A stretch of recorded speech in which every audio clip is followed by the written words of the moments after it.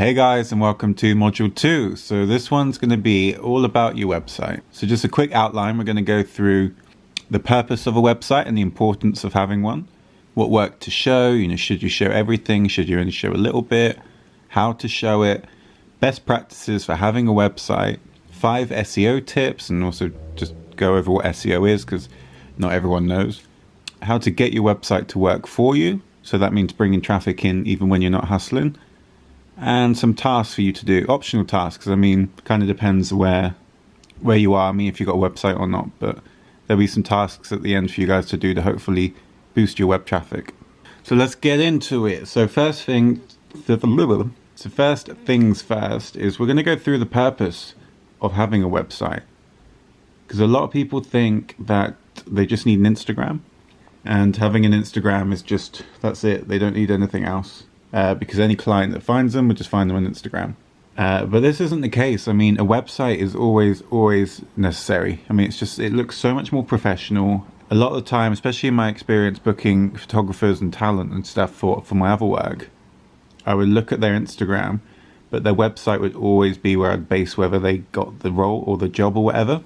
Your website needs to be a collated portfolio, so it's just basically a condensed version of what you can offer. So, instead of mixing a massive mix with selfies and lattes and pumpkins, I've been watching those TikToks about, the basic white girls Instagram. That's why I'm thinking of all that. So you just need that website to be your definitive, this is what I do, this is what I'm available for, this is what I have done. And it also frees you up to be a bit more, so show a bit more personality on your Instagram, because your Instagram is not your portfolio. They're two separate things. Yeah, so your website just makes you look more professional. Like even if people go onto your Instagram profile, they will click onto your website. Because I would scroll maybe like 9 to 12 posts down, and then after that I'm like, okay, no, let me look at their website. Because otherwise you've got that pressure of every 6 posts that you do, you've kind of got to always show your best work. And it's like, well, if you did a great piece of work back in June, then people that are on your Instagram aren't going to see it. So you just need to make sure that you have your website there, because it's going to be your storefront basically.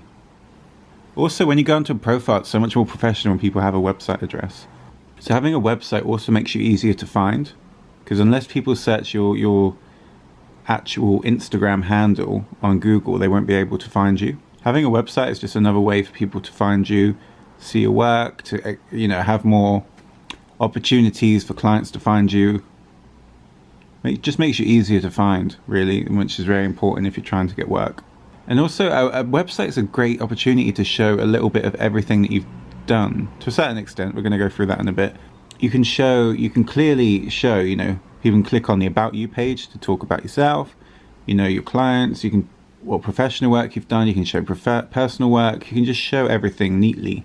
So it's just a lot easier for people to see what they can get from you, really. But definitely to echo what I said earlier, which is a website just makes you look more professional. It just gives you that hub to basically show everyone what you're capable of. And a lot of clients would feel much more comfortable approaching you from your website, or your email on your website, or your contact form on your website, as opposed to directly DMing you. It makes you look more professional. It's another way for them to approach you, and it's just the norm. It's just something you have to do. So now we're going over quickly what the purpose and importance of a website is. We're going to go into what work to show, because I know everyone thinks, I'm going to get a website and I'll chuck everything on there. And believe me, I've gone on some websites that have about 500 images on there, and you're like, who the hell is ever going to look and go through all that? Like, no one. So I would say treat a website the same way you would your portfolio, because they're basically the same thing. I would have no more than like 20, 25 really good examples of work. But to go more into detail about what work to show, it can be a tricky one depending on like what you're offering. But if you're offering, how I would look at it is, first of all, you need to decide how many websites you want. Most people obviously want one website, but if you're just trying to be an illustrator and that's all that's all you're offering, and that's what you want to offer, then that's fine. You have an illustration website. However, if you're trying to get work as an illustrator, also a photographer, a retoucher, whatever else, I would suggest each one of those being their own website. And the way I would look at it is that each website needs to be its own storefront. Like the client is going to you for retouching, or for photography is not going to be the same one that wants to get a drawing off of you or commission you for an illustration. So just make sure that each website you own has its definitive look and definitive offering, so people don't muddy. Like if I go onto a website and someone's like, oh, I'm a photographer, and then you look and they're like, oh, I can do styling and I can be a photographer, I can do videography, I'm a retoucher, I can do this, I can do that, and I'm just like, ooh, maybe they're not getting enough work as a photographer and they've got to branch out. So to me that doesn't give you a lot of confidence in their ability, which I know is awful to say, but that's just how clients will look at it. So the first thing you need to do is figure out how many websites you want. So most of us would just have a single website, which is showing our portfolio and our work. So then once you've picked that, so say we're just focusing on your illustration work. So now, so we're going to go into the illustration side of it. So how I do it is I will, actually, let me just show you on my computer. So how I do it on my website is I basically show a portfolio, which is just general pieces. So it's a selection of my favorite pieces, which I told you is not the best way to get work, but that's just what I'm showing. I would say my website's not the best example of this because A, I haven't updated it in a long time, and B, I'm not actually sure what direction my art's going in, so it's just a bit of a mess. But I would say have just a general portfolio.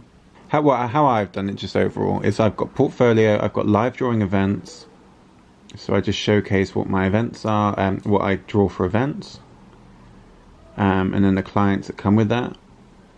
I do fashion animation, so I would just have animation as one, and then I have studio work, which is everything that I've done. Just kind of look at my studio, it's my living room, but just everything that I've done that's kind of more large scale, or just a little glimpse of the studio. Just because the way that I market myself is more of a artist and their work as opposed to just showcasing art. So that's how I would do it. I would just say that the way I look at it is just make sure that every kind of category that you create is different. So the person that's, wanting to get me for a live drawing event probably won't want me for typical illustration, and someone that's wanting a fashion animation isn't probably going to get me for a live drawing event. So I just pull it like that. Just go through it and pick just categorize it to a certain extent. You don't have to categorize it to materials or anything like that. I would categorize it to potential commissions. So I would say, I would probably have an overall portfolio, but then I'd also have options for maybe still life and beauty, or fashion, food. I would honestly look at some illustrators that you adore, and see how they break it up, because my portfolio isn't a commercial portfolio, so I'm not the best one to give an example. Because as I said, I'm only really looking to get people to pay me to draw what I like to draw, or for people to pay me to do live events. I'm not looking for all the other work. So I would just say, have a look and see how other people do it. If you've got a lot of examples and you want to show them off, then categorize them in different ways. Like I said, still life, runway, food, that stuff, and you can have 20 examples on each page or whatever. You don't necessarily need to put them into like women's wear, men's wear, and stuff like that. I would just kind of keep it into general categories, the same way that we looked at your portfolio and we were like, okay, this is showing a case I can do a still life, this one's a portrait. I would do them kind of like that. And then the other thing that I have on my website is I have a bio, which everyone needs. Just have a picture of yourself to help humanize you, have a quick little couple sentences about yourself explaining your work and everything, client list, and then I just put my Instagram there as well. So I do that. I do a blog, which I'll go into later.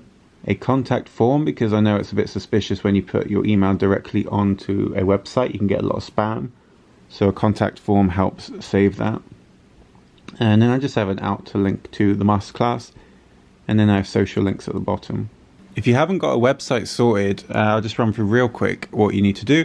So it's really simple. It's not like how it used to be, where you have to build each individual page in Dreamweaver or anything like that. So all you need to do is go to a domain website, so like GoDaddy or 123 or something, and pick your domain name. So type it in, buy it, just buy it for a year or 2 years or whatever. Then I use Squarespace because Squarespace is I used to use, what was it? I used to use WordPress, but Squarespace is a lot better. So I think I'm going to put a link below. Sounds like a little influencer, but that will give a percentage off, I think, for the first year that you sign up for Squarespace. But I recommend Squarespace because it's just so bloody easy. Like, you literally log on, you pick a template you like, you upload all your things, and that's it. Like, it's pretty much that. You can do a website in about an hour or two. And it also has an online store function, everything like that. So everything you need to not only have a portfolio, but also like put together a store. So if you want to sell prints or originals, and then it also has really great analytics, like it tells you about Google and where people are coming from, everything. So yeah, that's all you need to do. With Squarespace, you just pay Squarespace monthly. They do different plans, and then you pay for your domain name, and that's all you need. And then you log into your domain name, you make sure that it's synced up with your Squarespace, and that's it. That is real simple. So yeah, I would just pop that link below for you guys. So now we've gone through what work to show and also how to show it, as in like how to categorize your work and stuff. Best practices for websites. So I'm just going to run through like some quick things. So best practices for website is to always keep it clean. Like, don't have this intricate, amazingly crafted website that's got all these bells and whistles, because a lot of people don't care. I mean, the main thing that you need to focus on about websites nowadays is load time, load speed. So if you put all these weird backgrounds and GIFs and animations and everything like that, it just slows your website down, and actually it will be less beneficial for you. So you want to you don't want to put too much on your website, so I'd stick to maybe 20 to 30 pieces overall. Obviously, if you do the categories, if you've got 4 categories like, fashion, illustration, still lives, portraits, and live event, maybe do like 15 in each. Just don't overwhelm your website, because again, if at load speeds, you don't need hundreds and hundreds of examples of your work. The whole point is to make it look like a curated, collated example of what you're offering. So always make sure that, if you're doing Squarespace and stuff like that, this is all kind of built in, but always make sure that the menu is really easy to navigate. Just make everything simple. It's literally, you can have a website that's about 5 pages all in all. Like, you can have your portfolio, a second category page, a bio, a contact page, and that's all you need. And a shop. You don't need to really overcomplicate it. Just make sure that the first page that people land on is going to sum you up. So put your best piece of artwork on there or something, because bounce rate on websites can be quite high, especially with load speed. So bounce rate is basically if someone goes onto your website and goes straight off of it. To counteract a high bounce rate, you want to have a great opening homepage, and you want to have a really quick load speed. So yeah, best practices for website is just keep it clean and simple. Let the work do the talking. Don't mess around too much with like CSS and HTML and stuff like that, especially if you're not too sure what you're doing. Just keep it to the template, because the templates, especially that Squarespace use, are always optimized. So you'll probably be doing more harm than good. So now on to my favorite bit, which is SEO tips. So what SEO basically is, if you don't know, is search engine optimization. So when you Google something, say you want, sushi, you Google sushi, the people with the best SEO will be ranked on the first page. And we all know that the first page is the most important. So I'm going to run through my best SEO tips. Okay, so my best SEO tips are, like I said, load speed is hugely important. The quicker your page loads, the more likely it will be ranked higher on Google. So what you want to do is certain things that will make your load speed quicker, which is, keep the template simple, no faffing about with it all. You want to keep your images as small as possible. So example here, because what I used to do, and it's really awful, I used to just upload like the high res one to the website, because I wanted obviously the quality to be as good as possible. But at the moment, this is 10 megabytes, this file. So what you want to do is just resize them. So you want to make resolution, you want to make sure it's 72, because that's a typical web resolution. And it depends on your templates, because you want to see how big it's going to show. Mine's showing, maybe half a page. So I don't really need them any more than about 1200 width. So you resize it to be 72 pixels per inch, around 1200 width. So that makes it a lot smaller. But if you zoom in, like, no one's going to see it probably bigger than this, and the quality's fine. So then what you do is you file, you export, save for web. Then you go JPEG, you go very high, quality 80%.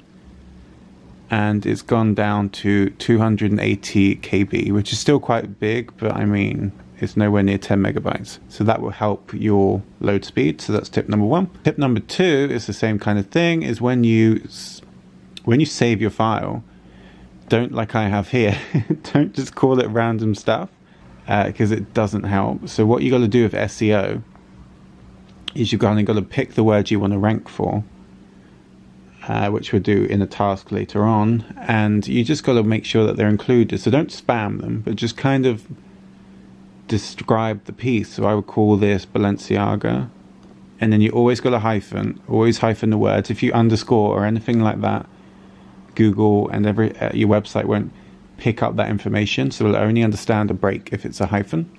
So Balenciaga, fashion, illustration, couture, runway, or something like that. That's what I would write, and then save it. So that will help Google understand that things on my website can rank for. I'm not going to rank for Balenciaga because there's too much competition, but that will help Google understand that the content I'm putting on my website is related to fashion, illustration, and artwork, basically.